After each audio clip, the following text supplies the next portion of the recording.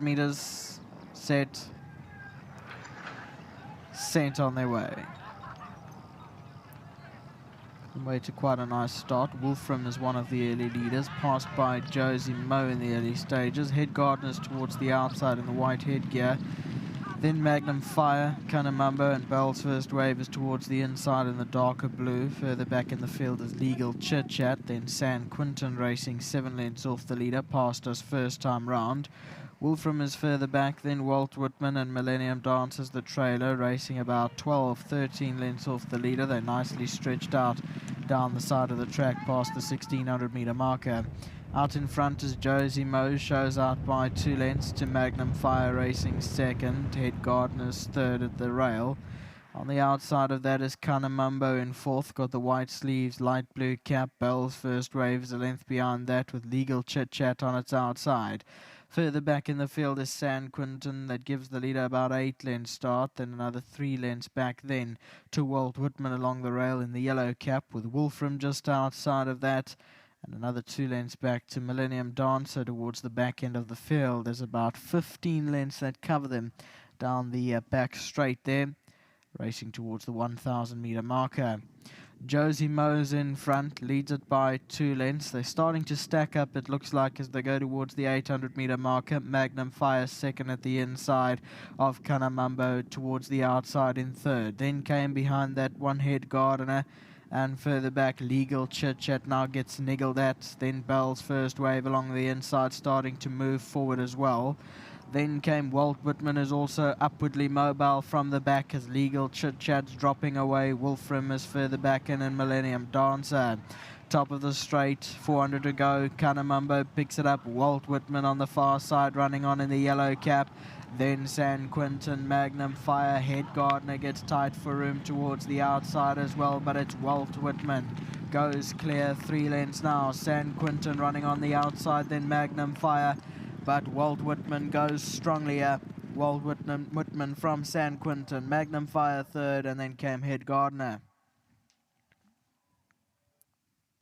Here's that on replay. Walt Whitman, extreme left-hand side, the yellow cap. Finds its clear path. Head Gardener, I said, got tight for him, and it looks like it did between Magnum Fire and San Quintin, who lugged inwards towards the end there. But it is Walt Whitman that's got its clear run and goes on to win strongly. 1-7-3-6 the way they crossed the line. We also just got news that runners selected for TCO2 testing in race 8 are compliant. Well, Walt Whitman has absolutely relished the leap up in distance, racing over 2,200 for the first time today. He's not been in any doubt, and he's a very, very comfortable winner in those well-known colours of Mrs. Creef. Very well done to her. Very well done as well to Walt Whitman's groom, and that is Daniel, and he'll be getting 1,500 Rand from the World Sports Betting Top Groom Initiative, so a big thanks to them for that, and a big thanks to Godfrey for always being on hand to collect on these grooms' behalf from the Alan Creef yard. Godfrey, thank you very much. Richard's having a fat chat. Do not walk across the front of the camera. Sorry. Come on in, Richard. You did some very, very fancy footwork there. You have actually I'm actually quite sad we missed that. Yeah, that was very well done. Richard, I was watching you make the loop into the final turn, and Kanamambo, Sean had gotten very busy on him very early, and he shot away, and I'm sure you were thinking, oh, open up, tailwind, open up. But just Walt Whitman had an immediate acceleration when finally that straight came to you. No, very much so. And you know him from previously, or when I started racing him, he was always sluggish into stride. And for a change, he came out good, but he had an awkward draw. And he, first time over the trip, I don't want to force him into the mix. Left him alone. I was happy about the speed. It was nice and rolling, and it's quite forward. And the guy started peeling off, coming just before the straight, and I was creeping closer every little bit and had good momentum coming into the straight. Obviously, I just had to swoosh him in a little bit and get him going because of the tailwind. But still a young horse. Took some time to start motoring, and when he got into his stride, then he really let loose. So it was a good win. So thank you very much to Mr. Creef and his family. I believe your wife's colours. Oh, your mother's colours. Okay, so Mrs. Creef, thank you very much. And then to my sponsor, Willie Form, apologies. My cap's still in the jockey room. It's a half day for me. I only have 4 rides, but we're in the winner's box. So thank you very much to everybody around, and can go home now. Yeah, limited rides. You've done well. You're in the winner's box. Congratulations. Thank you very much. Yeah, it's just tricky when it comes to these low stakes. Yeah. It's hard to find Find the horses with those horses, yeah. sort of ratings, and you know, half stakes doesn't make it easy. If you know your horse can win, you'd rather wait for the stakes to be full. You know, the horses still got to eat the same food. The good ones and the bad ones, they eat exactly the same. So yeah, it's a bit tricky when it comes to these races, so we have to box smart. Well, that you've done today. Congratulations. Thank you very much.